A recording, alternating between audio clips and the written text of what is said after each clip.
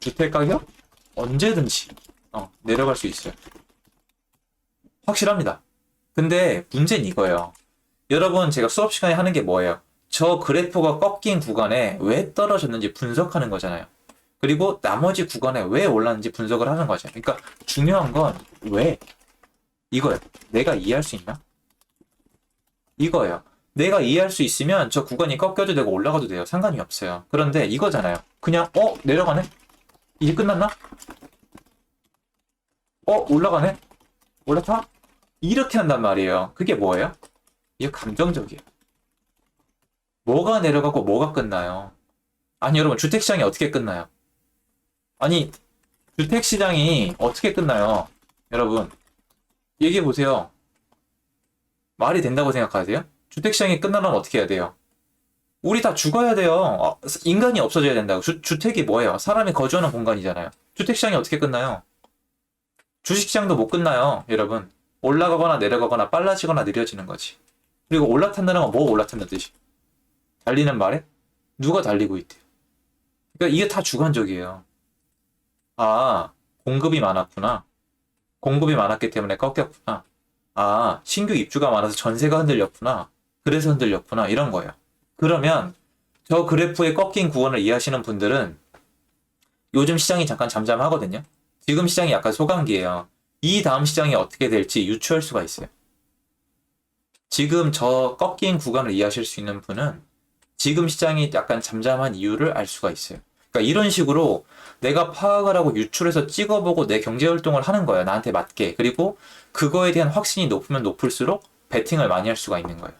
근데 감정적으로 간다면 이런 분들이 올인하죠.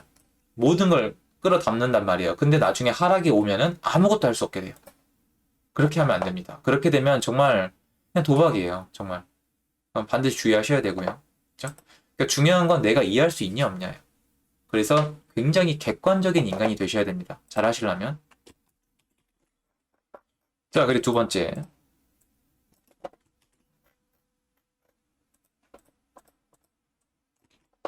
미래는 아무도 모른다고 했잖아요. 이거는 사실이에요. 어차피 미래를 맞추려고 하실수록 모든 게 멀어질 거예요. 여러분 혹시 영상 도움되고 계시면 좋아요 한 번만 누르시면 감사하겠습니다.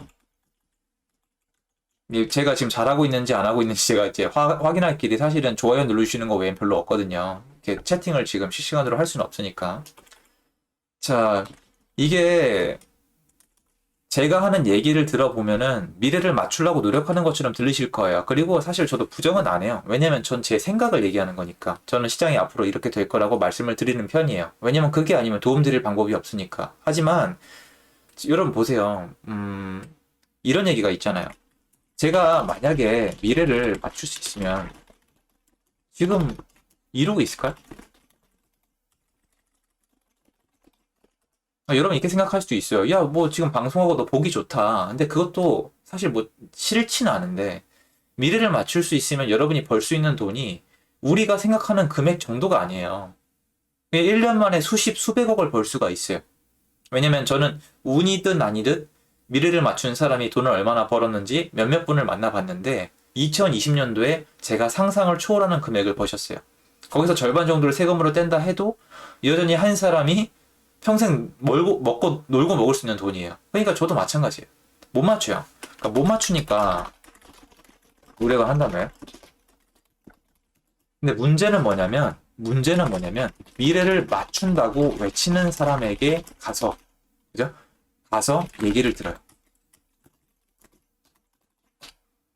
그러니까 심지어 제가 못 맞춘다고 얘기를 하는 것보다 지금 저를 위해서 정말로 제 컨텐츠를 위해서 제가 해보면은 여러분 뭐 오릅니다, 내립니다, 폭락합니다 얘기하는 게 나아. 지금 이렇게 여러분 저 미래 못 맞추는데 이러이러해서 노력하는 사람입니다. 사실은 미래를 맞출 능력이 없습니다 얘기하는 것보다 컨텐츠 유튜브에 나와서 여러분 앞으로 내립니다. 오를 수밖에 없습니다. 어디가 오릅니다. 어디를 가서 투자금 얼마에 투자를 해야 됩니다. 이 얘기를 하는 게 인기가 더 많아요. 그러다 보니까 어쩔 수가 없는 거예요.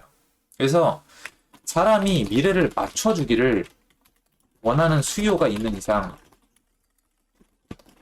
그 공급은 반드시 있을 것이고 그 공급은 쌓일 수밖에 없어요.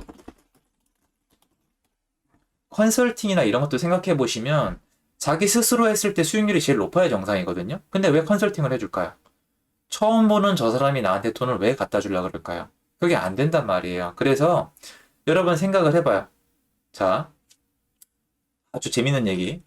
저 같은 유튜버, 컨설턴트, 뭐 경매 학원, 부동산 학원 왜 존재할 것 같아요?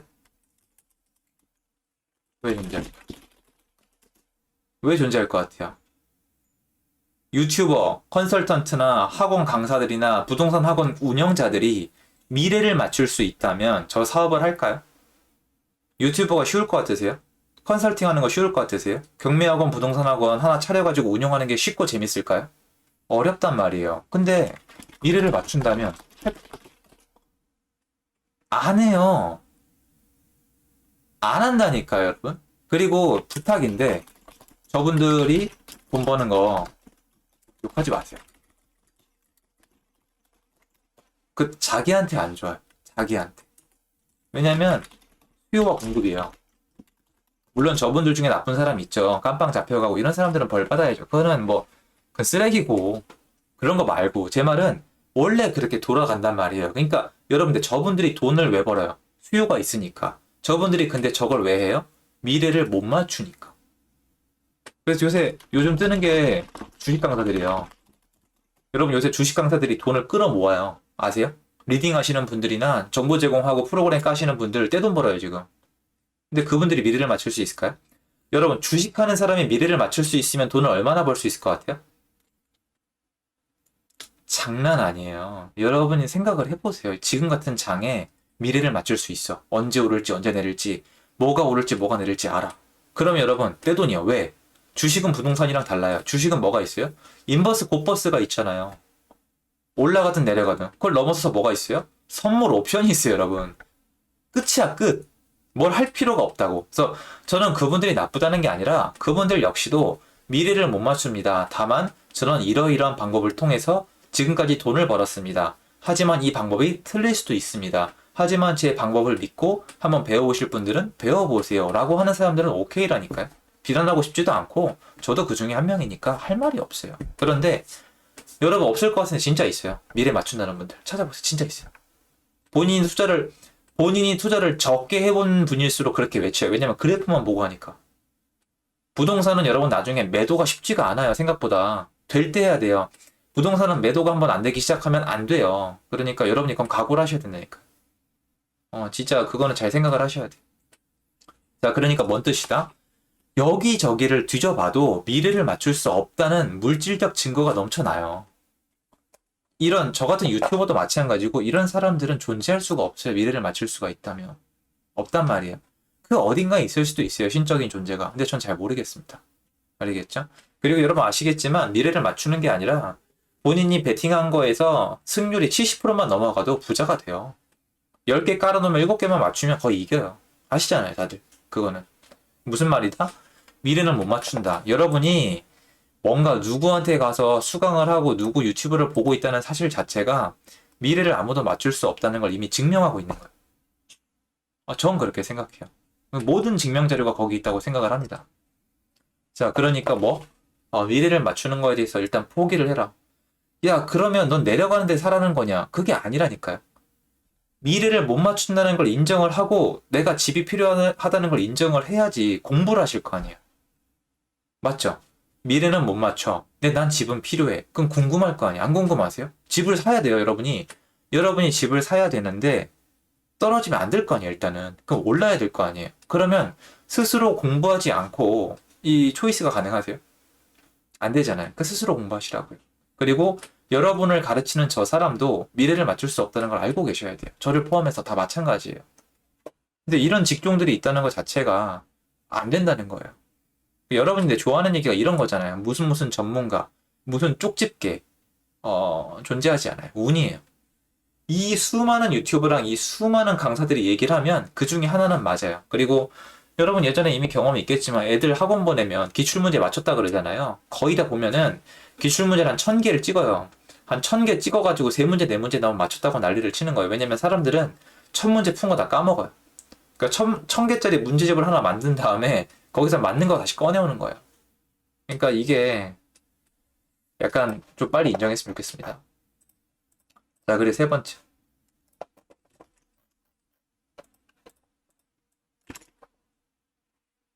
역세권 대단지 브랜드 합구 너무 따지시는 거. 이거는 제가 무슨 말씀을 드리고 싶냐면 내 집 마련이잖아요.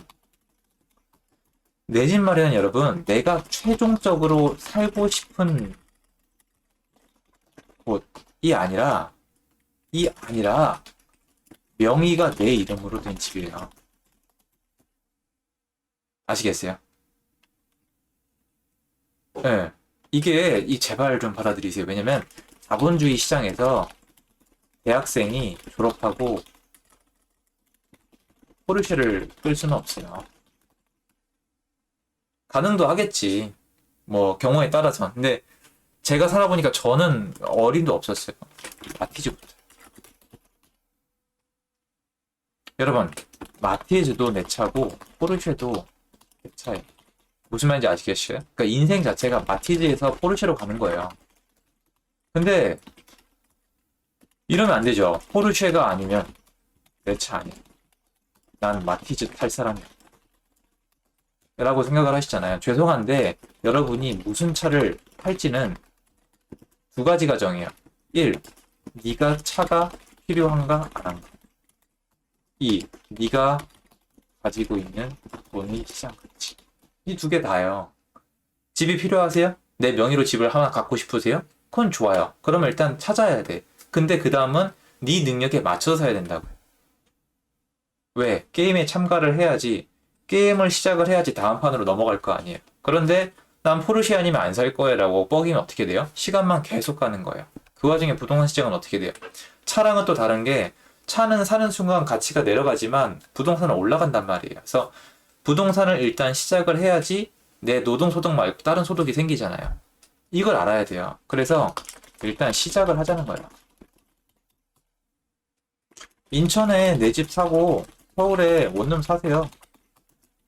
이래도 내 집 마련한 거예요. 맞지 않아요? 맞잖아요. 그러니까 이렇게 꼭 하라는 뜻이 아니라 돈이 이것밖에 안 되면 이렇게 하세요. 왜냐면 수강생 중에 여러분 수강생분들 중에 700만 원 내 집 마련 하신 분도 있어요. 여기 계시고 그죠? 너 심할 때 뭐 4억 가지고 하신 분들 계세요. 근데 어차피 내 집 마련한 건 똑같아요. 물론 4억을 가지고 하신 분이 한 투자 결과가 더 좋을 수도 있고 이분이 더 멋지고 큰 집을 산 건 분명히 맞아요. 그런데 어쨌건 700만 원으로 시작하신 분도 내 집 마련했고 다음 단계 준비할 수 있어요. 맞죠? 아마 여기 제 수강 뭐 4기, 5기를 들으신 분들은 여기 계실 수도 있고요. 그러니까 좀 저는 여러분들이 그런 걸 하시면서 자기 생각을 좀 했으면 좋겠다는 거예요.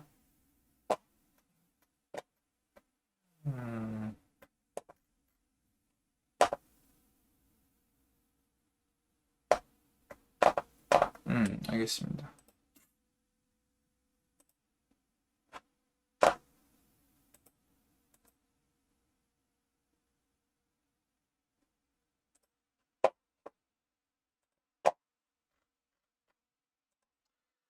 자, 여러분, 어쨌건 여기까지 봤을 때는 내가 지금 어차피 내 집 마련을 시작을 하려 그러면 또 욕심을 좀 내려놓으시는 게 중요하다고 생각을 하고, 지금이면 지금 시장에서는 더더욱 그렇지 않겠어요? 지금 시장이 많이 올랐기 때문에 여러분이 딱 뛰어들기 되게 어렵단 말이에요, 사실은. 여러분이 뛰어들기가 어려운 상황에서 어떤 초이스를 할지가 되게 많이 갈리는데, 대표적으로 올해가 이랬어요.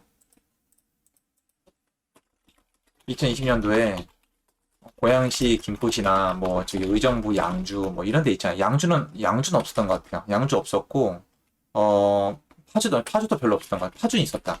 여기에 내 집 마련 고민이 많았어요. 세입자로 사시다가. 근데 이분들이 여기에 집을 마련 안 하신 이유가 고양시는 뭐 창릉 얘기 많이 했었고, 김포는 저기 뭐야 공급 얘기, 그리고 그동안 한강 신도시도 안 올랐다 뭐 이런 얘기 많이 하셨고, 의정부는 저기 남양주 신도시 얘기 많이 하셨고, 파주는 뭐 아시겠지만 뭐 고양시나 뭐 멀다 이런 얘기 많이 하셔서 내 집 마련 안 하셨어요. 근데 아시겠지만 2020년도에 어떻게 되신지 잘 아시잖아요. 이게 시장이라는 게 돌아가는 원리가 있단 말이에요. 수요 공급에 따라서. 그런데 이런 이유 때문에 뒤로 미루신 분들은 결국 사실은 저한테 내 집 마련 상담을 이런 지역에서 하셨다는 뜻은 뭐냐면 여기는 살 돈이 있었다는 거예요. 자, 이 지역은 살 돈이 있었다는 거예요. 맞죠? 이 지역은 살 돈이 있었다는 거예요. 그런데 안 샀죠. 그리고 후회를 많이 하세요.